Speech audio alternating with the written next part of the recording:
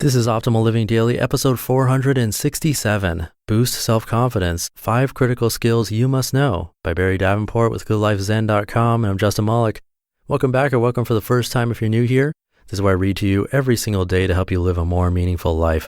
Every single day includes weekends and holidays, and I cover personal development, productivity, and minimalism mostly from some of the best blogs you can find, all with their permission.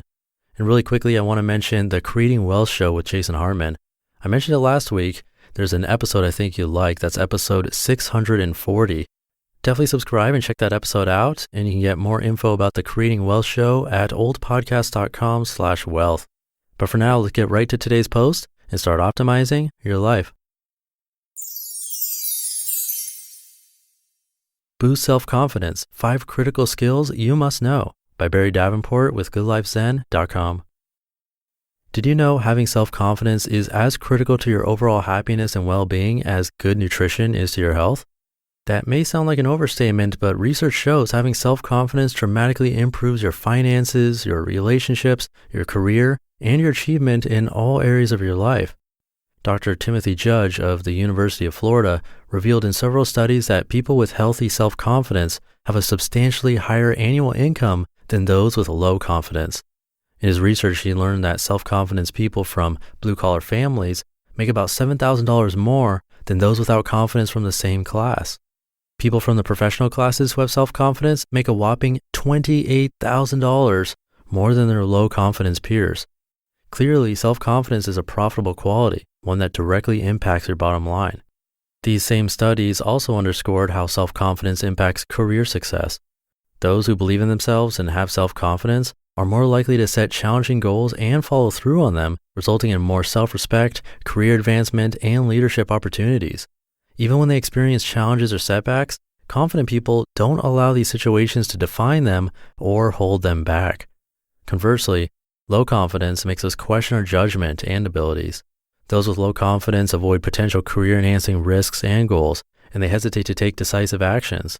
In fact, they often engage in subconscious behaviors that sabotage their success, making them less likely to advance in their careers or get noticed by bosses or decision makers. But self-confidence not only impacts finances and career success. Research confirms confidence plays a major role in relationship satisfaction and happiness. Studies by Murray, Holmes, McDonald, and Ellsworth, 1998, revealed low self-esteem and self-confidence impact a person's perception of themselves in the relationship, as well as their partner's expectations and the overall health of the relationship. People with low confidence and self-esteem desperately want approval from their partners, but their own inner doubts corrode the relationship with insecurities and neediness. Their behaviors sabotage the love and acceptance they so deeply desire. Having self-confidence also improves your decision-making and problem-solving skills, your mental and physical health, and your ability to achieve in all endeavors. In short, self-confidence is a life-enhancing elixir that should be the priority self-development goal for anyone who feels a lack of it. But for those who have low self-confidence, this is a daunting objective. How do you build confidence when you don't have any? How do you create self-assurance, poise, and certainty when you don't feel those things? Well, the good news is that self-confidence can be learned. As with any other skill, rebuilding confidence requires learning the techniques involved, regular practice, and patience until the skills become automatic. However, confidence, like love, is something you must commit to daily, reinforcing the skills for a lifetime in order to nourish and maintain it. If you are lacking self-confidence and would like to begin learning the skills to boost it, you can get started with these 5 techniques. Number 1, commit. Building your confidence can't be a part-time effort. You must make it part of your day every day until you begin to feel your confidence improving. Are you willing to make a commitment to yourself to set aside a specific time each day to learn the skills of self-confidence? Are you willing to proactively practice these skills by creating opportunities to stretch yourself and act confidently even if you don't feel it yet? Now that you know how life-changing self-confidence is, use this knowledge to motivate yourself to commit to improving your own. You can solidify this commitment by writing yourself a confidence contract and signing it. Number 2, identify. Identify your main area of low self-confidence. Is it feeling uncomfortable about your abilities and skills? Do you think you aren't attractive enough and feel self-conscious about it? Do you feel shy and hesitant when talking with others or meeting new people? Where does your low confidence most impact your life? For now, just identify one area to focus on if you suffer from low confidence in several areas. Number 3, explore. Try to uncover the triggering events or causes for your low confidence in this particular area of your life. Was it something that happened in childhood or adolescence? Did a recent or past mistake or failure trigger it? What are the negative beliefs these triggering events have created for you? Write down every event or situation you can think of that contributed to your low confidence, as well as the negative beliefs they fostered. If you have deep wounds and insecurities from childhood that impact your confidence, you may need the support of a counselor or other helping professional to help you heal so you can work on your confidence. Number 4, disassemble. Now look at everything you listed as the causes for your low confidence and find evidence in your life, your abilities, the perceptions others have of you, any experiences, or your judgment to contradict your negative, limiting beliefs about yourself. For example, if you had a recent failure at work and feel you don't have what it takes to be successful, write down all the ways you do have what it takes and have proven that in your life. If you feel you aren't attractive enough, write down all the features you have that are attractive and the inner qualities you possess that are attractive. Number 5, rebuild. If your self-investigation reveals areas where you need to improve, your skills, your relationships, your appearance, etc., then identify exactly what actions you can take to strengthen this area. Research has shown self-confidence grows with effort and accomplishment. Don't allow your negative beliefs to prevent you from taking these actions. Use the evidence you uncovered in step number 4 to remind you that your limiting beliefs aren't completely true. Your perceptions of yourself are often quite skewed. In addition to improving your skills, create small and manageable opportunities to practice confidence.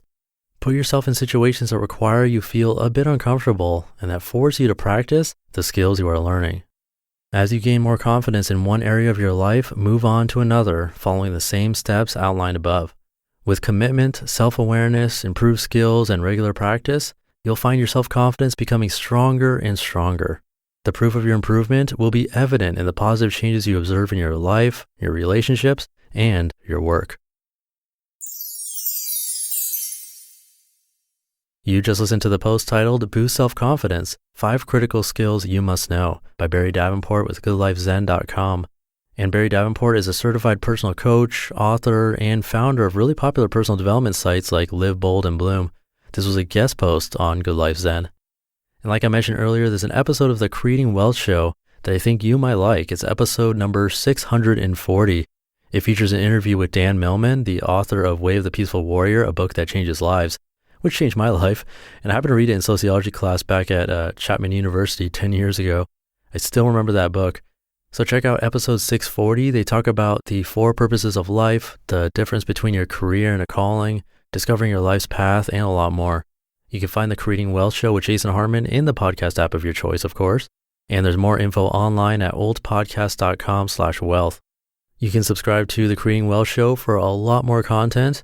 And again, check out episode number 640 to hear a great episode. And that's it for today. Have a great rest of your day, and I'll catch you in tomorrow's episode where your optimal life awaits. Hey, this is Dan from the Optimal Finance Daily podcast, which is a lot like this show, except more focused on personal finance. Justin handpicks the best posts he can find from blogs and authors like Ramit Sethi, Mr. Money Mustache, and more, and I read them to you 5 days a week. So if you enjoy this podcast, come on over and subscribe to Optimal Finance Daily too. And together, we'll optimize your financial life. You've been listening to Optimal Living Daily. Be sure to hit the subscribe button to stay up to date on each new episode, and head to oldpodcast.com. That's OLDpodcast.com for a free gift, as well as more actionable tips and resources to help you maximize your potential. Thanks for joining us, and remember, your optimal life awaits.